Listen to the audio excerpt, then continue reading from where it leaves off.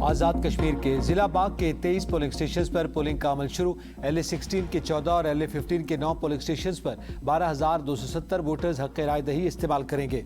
इंतखाबी अमला और सिक्योरिटी एहलकार तैनात वोटर्स को अपनी इंतखाबी जिम्मेदारी अदा करने के लिए मुकम्मल सहूलियात फराहम की जाएंगी। आज़ाद कश्मीर का नया वज़ीर आज़म कौन होगा, फैसला आज मुतवक्के।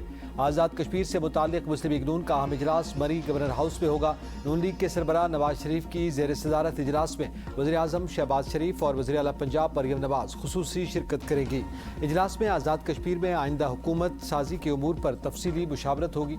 आइनी ओहदों, मखसूस नशिस्तों और दीगर अहम जिम्मेदारियों के लिए उम्मीदवारों के नामों पर मुशावरत भी की जाएगी। बहुत जल्द मैं आपदाए हुर्मुज़ को अमेरिका का इलाका करार देने का ऐलान करूंगा। अमेरिकी सदर का ऐलान। ईरान को मुआशी नुकसान पहुंचाने की भी धमकी दे दी।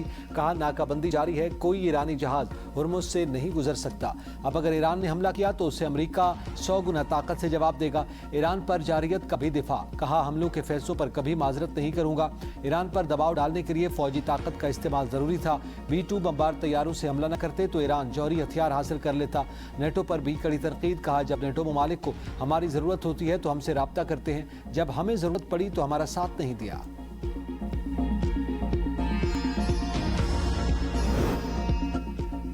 आपदा हुर्मुज़ खोलने या बंद करने का इख्तियार सिर्फ ईरान के पास है। ईरान का सदर ट्रंप के बयान पर सख्त रद्द अमल।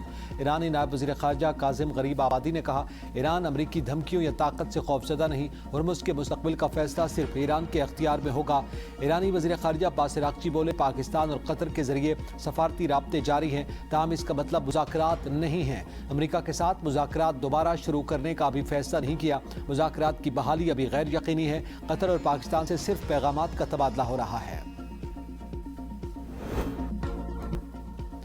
पेट्रोल मजीद महंगा होगा, डीजल का मार्जिन बढ़ाने की मंजूरी।